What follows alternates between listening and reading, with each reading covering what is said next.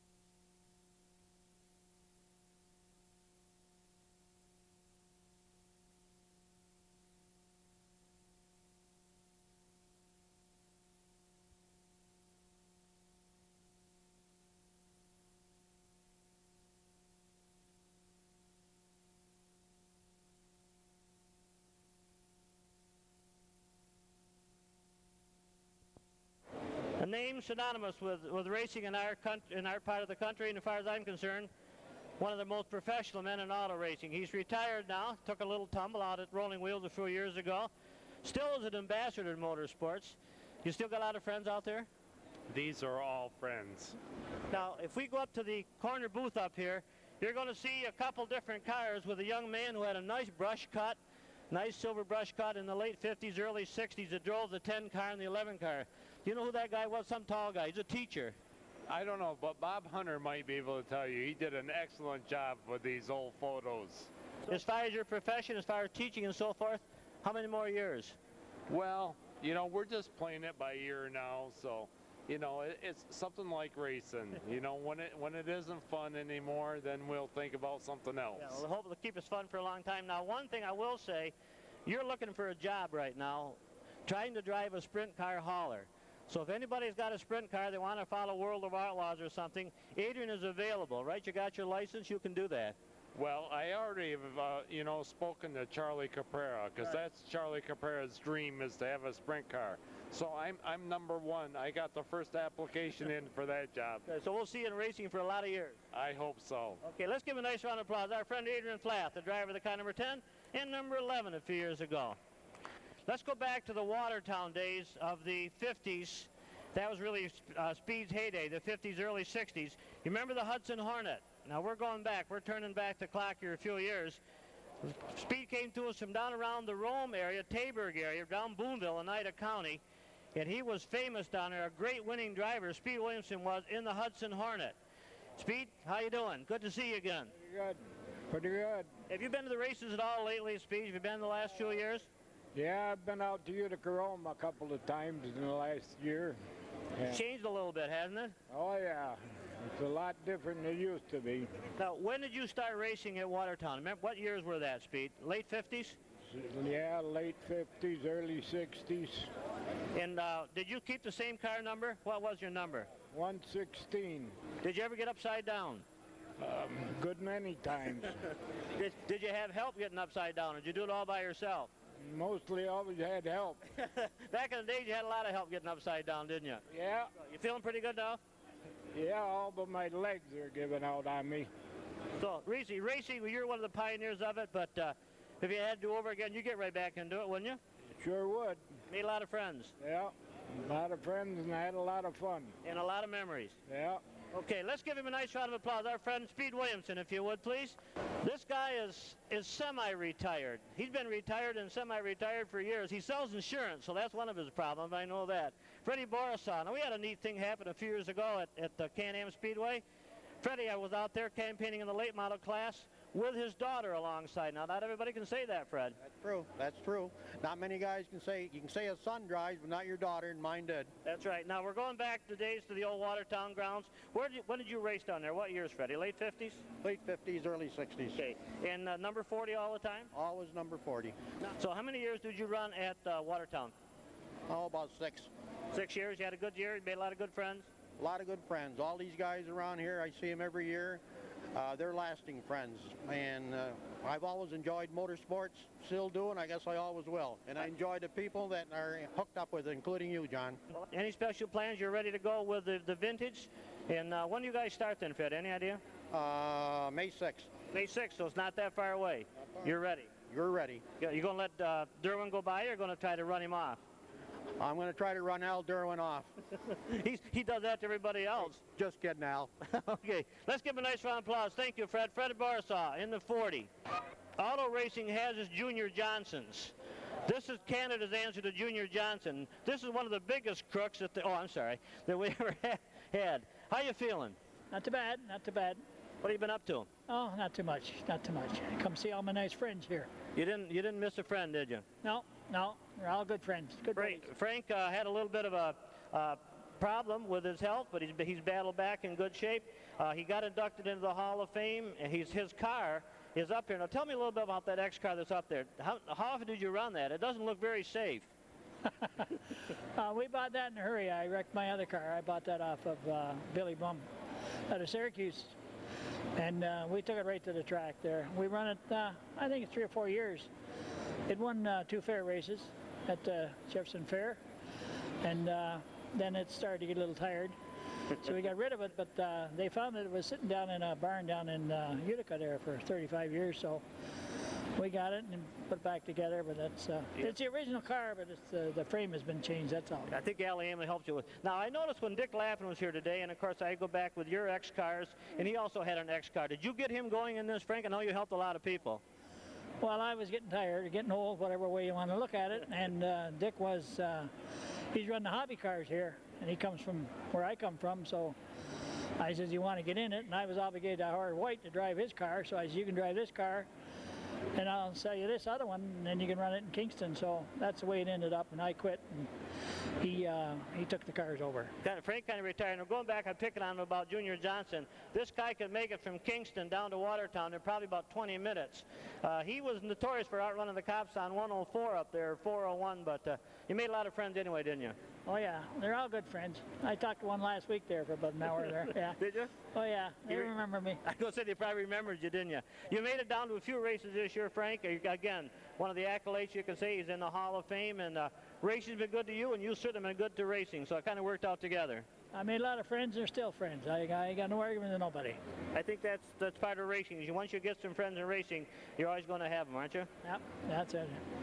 That's right. Okay, Frank, let's give him a nice round of applause. Good to see you, Frank Andre, member of the Hall of Fame for dirt. What was your car number? 13. 13. And how many years did you race? I drove about 4 years, and I flagged here at the fairgrounds for 3-4 years. Did you'd go to the races now once in a while? Not as much as I used to. Yeah, would you like to?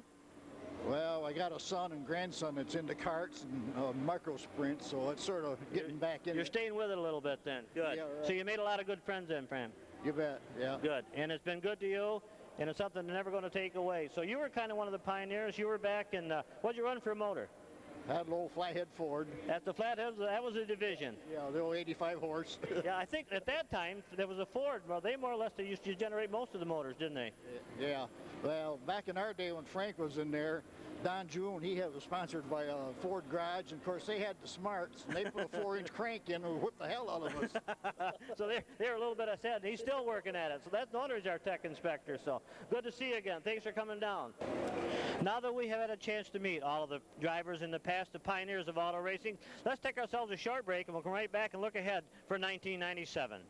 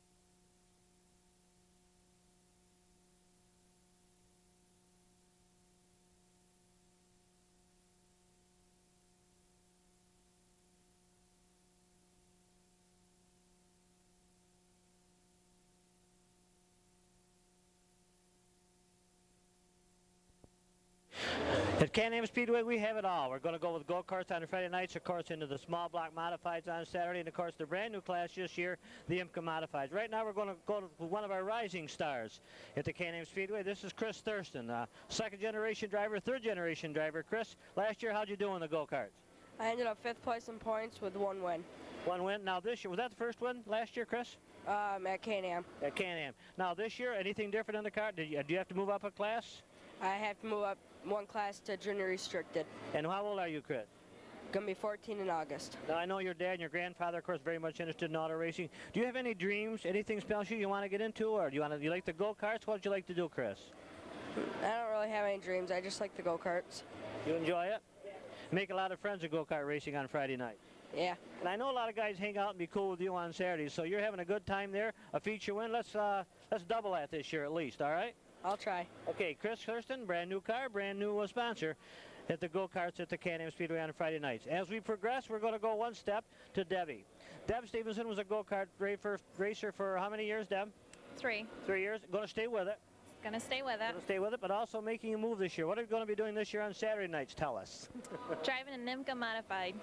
And Gibbs, no track time at all. You just kind of waiting for the motor to get here and just kind of waiting for the snow to go so we can see how it goes. But not a challenge for you, is it? Might be a little bit, but we're excited. I'm sure you are. And again, one thing that's kind of neat, you're going to stay with the go-karts. You got a good family behind you. What made you get into the IMCA racing? Got a phone call. Phone call will do it. Yeah, a phone call will do it. And I'm excited about racing a car.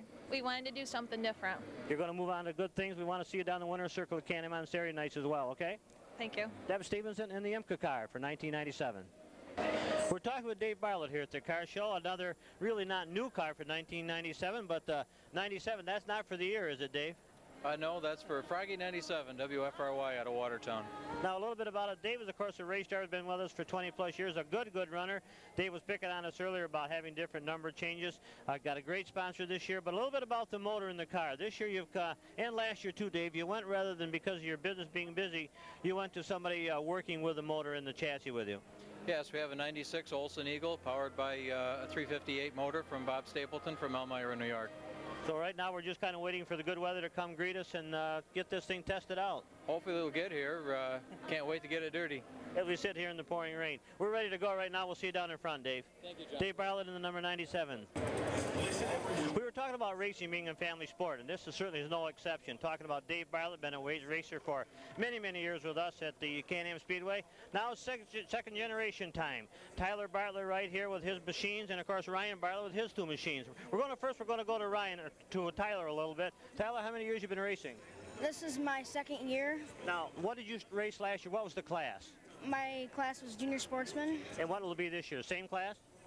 Depends on if Canam has a junior sportsman heavy. Okay, would you like to move up a class? Yes. Now you had a pretty good year. Are some of these trophies yours here that we got down in front? Yeah.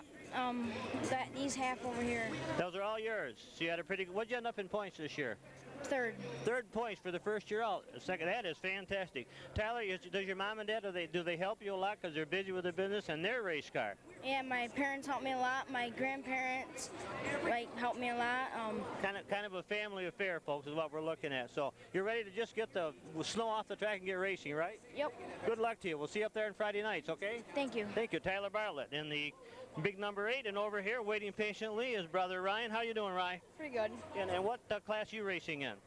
This year I'll be moving up to the junior restricted class. Is that a kind of a tougher class, a little tougher competition? There'll be more competition. How'd you make out last year for points? I won the points championship for junior sportsman. Congratulations. Is Dad, Mom happy? Yeah. Okay. Now, how old are you? 14. 14. So we're looking in a couple of years in a small block modified, or what are we going to do? Probably an MCA modified. Well, there you go. So you got it planned already. So Mom and Dad been helping you too, along with Tyler? Yeah, so quite a bit. Waiting for the snow to come off. Yeah. So how's school going? You affected your grades any? You're still just as smart as ever? No, I'm pretty much a A student. Attaboy, that's what I wanted to hear. Family sport racing at the Canam Speedway with the Bartlett family out of Adams. Thank you, guys. Good luck to you this year. We're here with a gal we're very, very proud of, Lori Hanshaw out of Redwood, the driver of the number 21 machine, a beautiful looking car. Same car as last year, Lori, tells me just a little bit of a paint scheme change, right? Yep, just switched them around. So the motor's all ready to go? Did you? All ready to go. She's not in right now, but we just got to slap her in and we'll be there next week. Good. One question I got to ask you, something I think is really neat, Lori. You're having a drawing here with the Speedway with us and so forth, and part of it goes to the Spalding Foundation. Now, Spalding Foundation, can you tell me a little bit about it? It's the fun for the injured drivers when, you know, something happens to them on the track, you know, they get in an accident, they get hurt. This money is allocated for them to help them through, you know, them and their families, to help them through with their medical bills and other things that come along. You got designated to be a representative of that foundation. Well, I guess so. Well, good for you. It's good for you. What you been doing over the winter months? You ready to anything new in your life?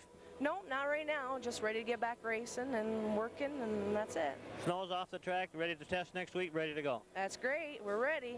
Good to see you again. The car looks just absolutely gorgeous as usual, and good luck to you. Thank you very much. We'll see you down in front. Okay, I hope so. Better be. I'm ready. Lori Hanshaw in the 21 machine. One of the rising stars on Dirt Motorsports. Very, very happy to have Tim call his Saturday night track, his home track at Canam. Tim Fuller out of Edwards, New York. And before we talk about 1997, I want to back up, Tim, and go back to Australia. You represented the United States down there in October, November. Had a good time. Yeah, I had a really good time. You know, they asked me to come over, and they welcomed me right over there. Just rolled the red carpet out. You know, we went over there and we raced and vacationed a little bit, and they took me and treated me like one of their own. You know, I stayed with complete strangers, and by the time I left, you know, they were family. So it was a really good time. You kept a good relationship up with them, and I understand you'd kind of like to go back and do it again. Yeah, you know, we talked about going back again, and they gave me a call, and they asked me if I was interested in coming over for December and January, and I said, yeah, I'm interested in coming. If they can financially do it, I'm going. Now, Timmy's gone. Well, these guys are turned professional. Means he's got a small block and a big block. Both programs are ready to rip for 1997, Tim? Yeah, we run Brewerton last night and got a third, so the small block will be ready for Canam opening night, and we plan on running Weesport tomorrow, weather providing. Now, you had a lot of heavy hitters down there last night. You were right there with them, and everybody's hungry. Nobody forgot a thing over the winter months, did they? No, everybody was fresh. You know, the equipment's fresh, and all the guys are fresh, you know, so everybody's real hungry in the beginning of the year, and I mean, you got to drive wide open, just like it was last night. We had all three of the Johnsons and Plazik and McCready and Decker and Pat Ward, you know, so there's no laying back. No, there isn't. Now, you're running Tony File up in all your power plants? Yeah, Tony, he started out with me in the small block, and we moved with him to the big block. So, you know, he was doing a good job in the small. Let's do the big, and we stuck right with him. And you're staying with the Olsen Eagle as well? Yeah, we're staying right with the Olsons. You know, Doug Olson's really done a good job with these cars. And you've done a lot for them. Kenny's been good for you, and you've been good for them, so things are going good. Yeah, Kenny's been real good. You know, we've been together a long time, you know, Kenny's and I, and it's been nothing but good. So keep it going. We're going to see you down in front a few times at Can-Am this year. Well, I hope so. Maybe down Syracuse. Maybe. Thanks. Let's do it. Okay, good. Tim Fuller in the 19 machine. Bob McCready, the waiting is finally over. November, December, January, February, sometimes the longest months of the year, aren't they? They sure are, John. It's always fun to get back racing in the spring again, that's for sure. No, I'm hearing a lot of great reports that you have really dedicated yourself to 97. I know you've been busy in the garage, physically yourself and mentally. I know last year we started out in a bad deal with pneumonia, but we're ready to rip this year. Well, we're ready to rip. Now we got to get some results. You know, we got a second the first race out at Brewerton, and hey, you're never happy with second, so you got to improve on things. But also a second's pretty good. Yeah, and I was just talking with Timmy Fuller, and you've been around us as long as I have. Nobody forgot anything over the winter months, did they? These race car drivers, they don't miss a beat. No, they get sharper. You know, they learn every year, and they learn. The problem is they learn more than you do, really, because they've got more to learn. So I mean, the gap gets narrower and narrower. No, of course, from my understanding, Bobby, the big block ride, of course, in Canandaigua on Saturday nights, and the Wheatsport, rolling wheels, and so forth. The new small block program with the help of Caprera, you're going to be a busy man. It's going to be a busy summer. Yeah, we're going from 80 or 90 races a year up to probably 110 or 20. It'll be a busy summer, but that's okay. That's what we want to do. That's what we're here for. We've been waiting for it. You know you're going to do very well, and you're a true credit to the sport. Kenny Druggs, to Bob McCready. We're going to see you down in front a whole lot this year. I hope so. My pleasure. Bobby McCready, the car number 9. Thanks, Bob. One of the numbers that is synonymous with auto racing in our neck of the woods has been the V3 for many, many years, going back to Steve Coughlin when he was turning the wrenches for Gary Reddick. New car this year, new number, Steve. Tell me a little bit about it. Well, we got a new sponsor this year, and this individual asked us if we would change the number to incorporate her store name and number, which is 3DR up in the mall. And you know, John, it took some thinking to do. And, you know, Gary's been around for 20, 30 years, and we've been at this, you know, almost 10 years, and I think it's time to hang it up, and we'll leave it on the ball, I guess. Yeah, sounds looking good. You had a good year last year. Tell me a little bit about it. It wasn't too bad of a year. We were completely with the 2 strokes last year. We got 3 feature wins. We went to Clayton in the Grand Prix in the fall, and we got lucky enough. I won the Masters with the brakes and finished second with the controlled and all that rain. So not too bad, not too bad. It was just as good as I probably expected for the year. Okay, now again, we're looking to get ready to get our racing season going underway here around the 1920th for practice. When do the go-karts get going? Of course, they're on Friday nights, as we all well know. Friday nights, we're shooting for the first Friday night in May, depending on the weather. Right. Depending on the weather. Everything depends on the weather. So you've got some nice sponsors you were telling me about. You got yourself things going here at the car show. Been pretty good for you here. A lot of interest. A lot of interest. A lot of good people stopping by and finding out about go-karting, and we have the classes for the adults and the children. Just come watch us some Friday night. We'll be down there and see you. Good luck to you, Steve. Stevie Coughlin in the 3D machine. We've been awful busy lately, so in the words of Ned Jarrett, let's take ourselves a short break, and we'll be right back.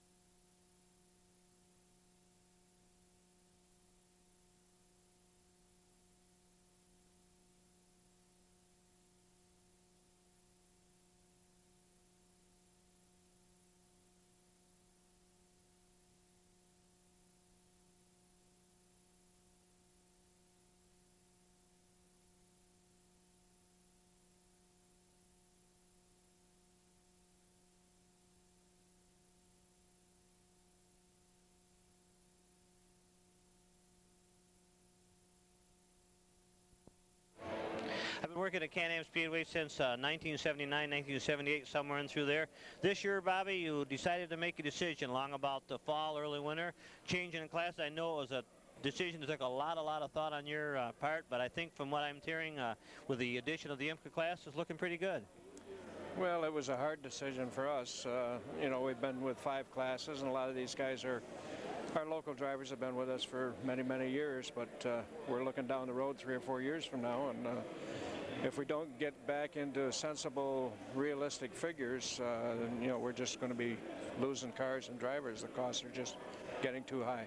You know, what it amounts to or not, and we love racing. Racing is still a show, and that's what we're putting on, and you got to make the show go. You got to kind of go with it. IMCA seemed like the class to do. Some of our classes, we're getting less car count, and we know the entertainment dollar is getting stretched, so this, I think, is the year to make the change, and we're going to go into it gradually, and by the year 2000, things should be looking pretty good.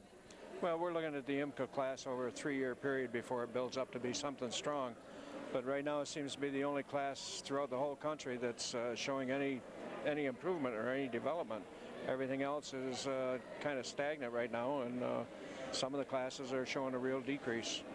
So I look, our car comes to be in good shape. I guess the thing right now is we practice next weekend on the 19th and 20th is to get into the track first and get the snow off and go from there. Well, snow-wise, we're in good shape. We were out there a couple of days ago, and we've been working on the interiors, the concessions and stuff, and next Monday we'll start on the racetrack itself. And again, we must be doing something right. All of our sponsor nights are full, and we've got a lot of special races this year. We got some of the small blocks coming back with some special races, so we're feeling the same pressure that a lot of dirts track are doing, and we're going to be there. Oh yeah, our classes are still all strong. I hope people don't get me wrong on this, but you know, we're probably going to field 100 cars or more on a regular basis. And we're going to start next week and just go right at it for the next 22 weeks straight. Yeah, we're not going to miss a beat. We're not going to get any rain all summer. We're just going to keep right on going. That sounds awful good to me. Thanks, Bob Thurston, promoter at the Can-Am Speedway. Well, that's going to wrap it up for this week's opening edition of Can-Am Clips for 1997. Don't forget to join us next week at 11:30 right here on Channel 7, where we'll bring you more driver interviews and lots of action from practice weekend out at the Can-Am Speedway. I'm Bob Thurston Jr., and we hope to see you at the races.